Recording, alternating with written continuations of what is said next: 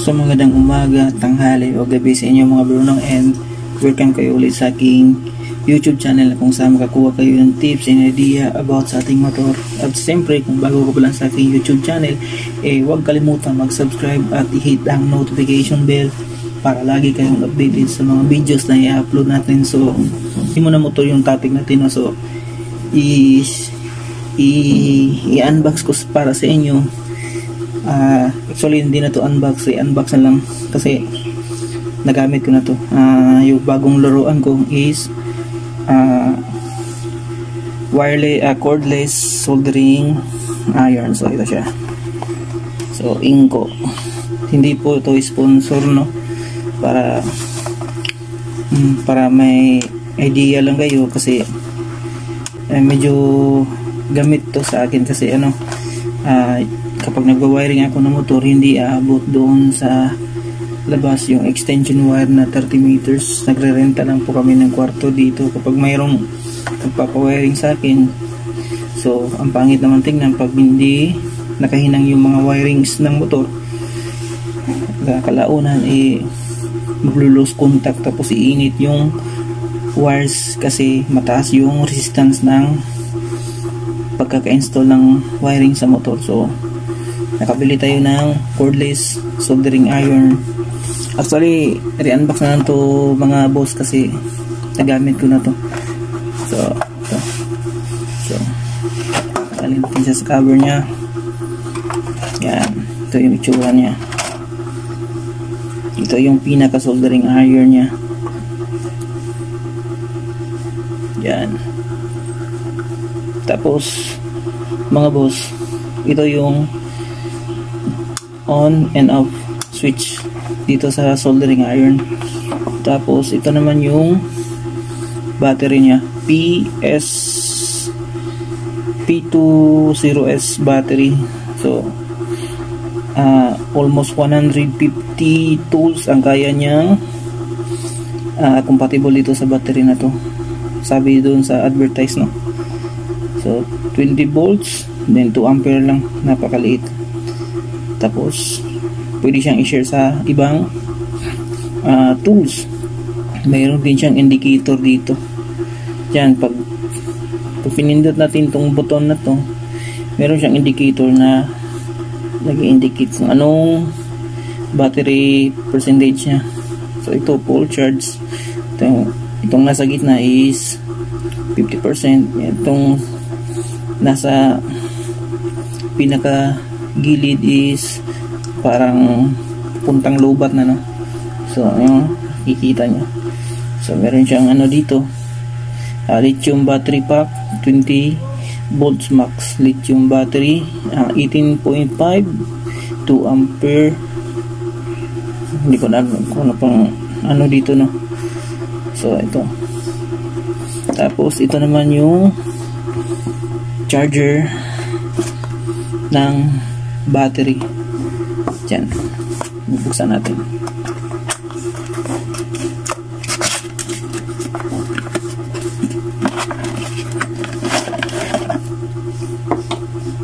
Kapag nalobat to sa kakagamit ng soldering iron, ito yung charger nya.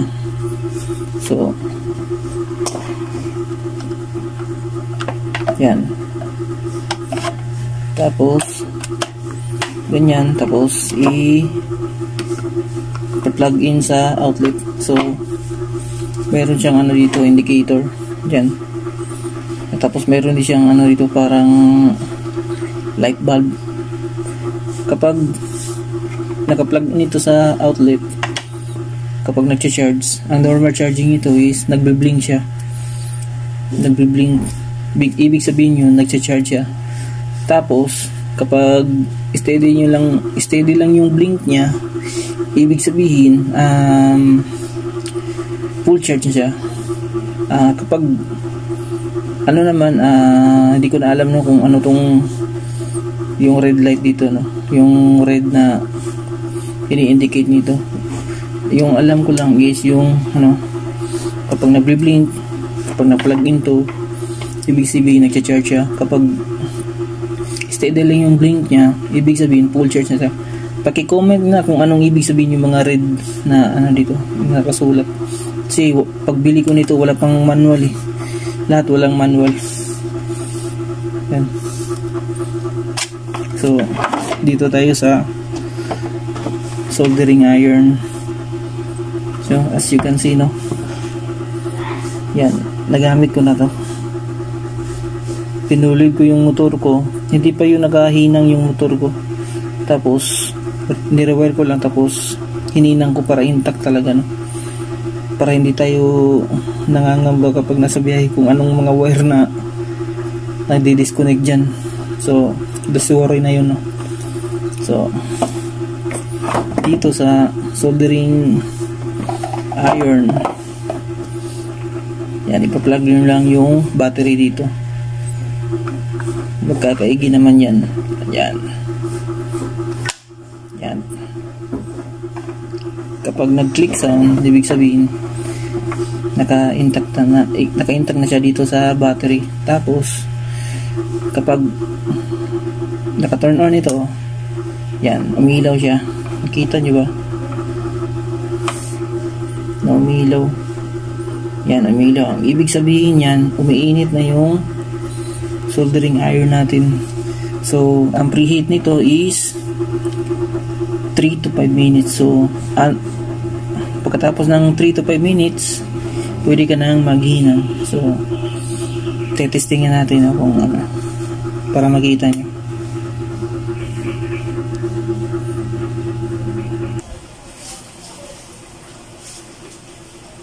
So, ang gamit kong soldering lead is Tamagawa 0.8 mm.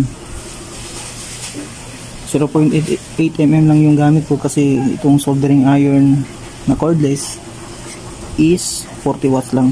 So, hindi siya gano'ng mainit, no? So, titest natin, no? I-splice natin yung wire tapos hihinangin natin.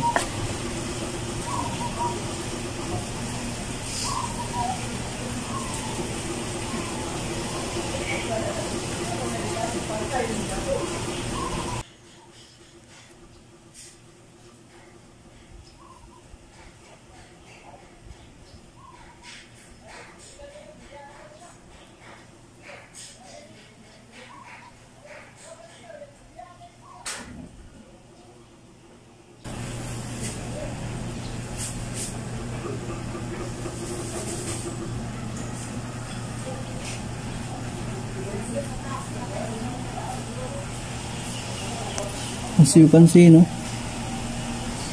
Nahinang siya, no?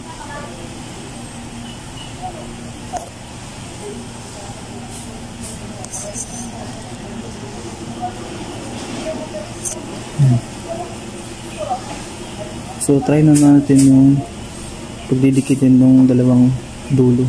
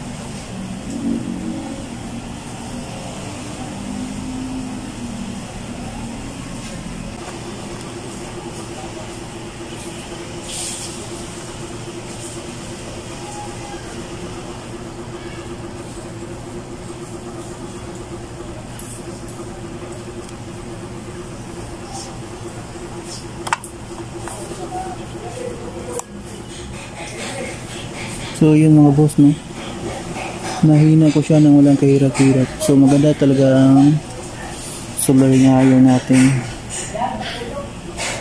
Yeah.